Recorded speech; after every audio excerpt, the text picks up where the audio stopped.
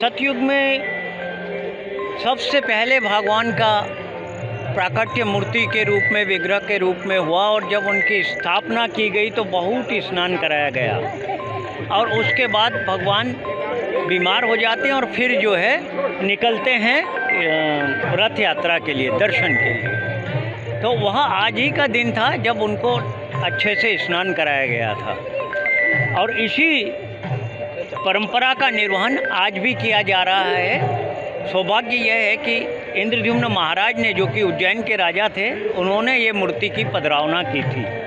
आज सुबह से भगवान का पांडु विजय के साथ में बाहर स्नान वेदी पर लाया गया है। उनका स्नान हो रहा है। स्नान के पश्चात पुनः अपने घर में जाएंगे गर्भगृह में और गजवेश के रूप में दर्शन देंगे और तत्पश्चात 15 दिन के लिए वह अस्वस्थ हो जाएंगे। हरे कृष्ण।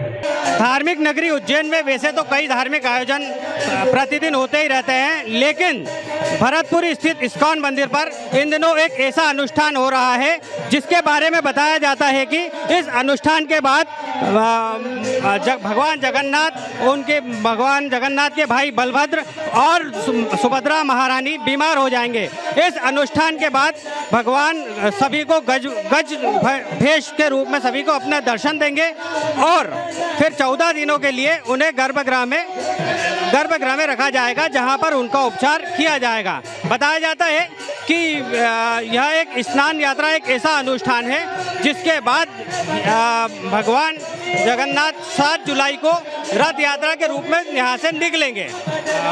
इस्कॉन मंदिर में इस पर्व को लेकर पिछले कई दिनों से तैयारियां चल रही थी।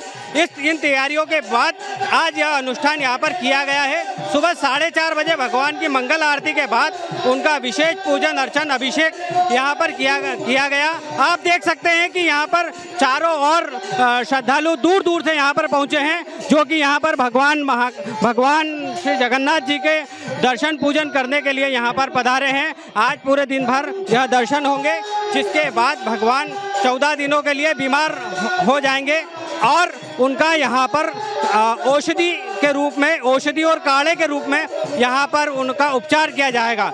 इस्कॉन मंदिर में इस उत्सव के साथ ही आगामी 7 जुलाई को निकलने वाली जगन्नाथ यात्रा को लेकर भी विशेष तैयारियां की जा रही है। आप देख सकते हैं यहाँ पर किस तरह से श्रद्धालु भगवान का जलाभिषेक कर रहे हैं, जो कि यहाँ पर सतत रूप से जारी रहेगा और यहाँ पर श्रद्धालु इस उत्सव को इसी तरह से धूमधाम से मनाएंगे। भगवान जगन्नाथ, उनके भाई बलभद्र और सुभद्रा, उनकी बहन सुभद्रा बीमार हो जाएंगे। इस अनुष्ठान के बारे में हम आपको बताना चाहेंगे कि सुबह से ही यह स्नान यात्रा यहाँ पर आयोजित की जा रही है, जिसमें बड़ी संख्या में श्रद्धालु कतार में खड़े होकर भगवान को स्नान करवा रहे हैं। आज सुबह से इस यात्रा की शुरुआत उज्जैन के इस्कॉन मंदिर में की गई, जिसमें भगवान की सुबह मंगल यात्रा की गई और लगातार श्रद्धालु भगवान को स्नान करवाने के लिए उनका अपनी बारी का इंतजार करते रहे। इस्कॉन मंदिर के पीआरओ पंडित राघव दास बताते हैं कि यह अनुष्ठान आज इसी प्रकार से जारी रहेगा।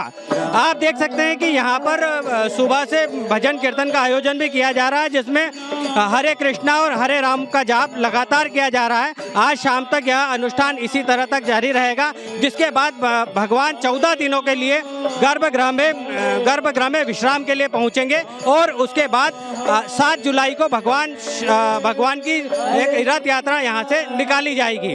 बताया जाता है कि भगवान के बीमार होने के बाद उनका यहाँ पर काढ़े और अन्य औषधियों से उपचार भी किया जाएगा। अमर उजाला के लिए उज्जैन से नीलेश नागर की खबर।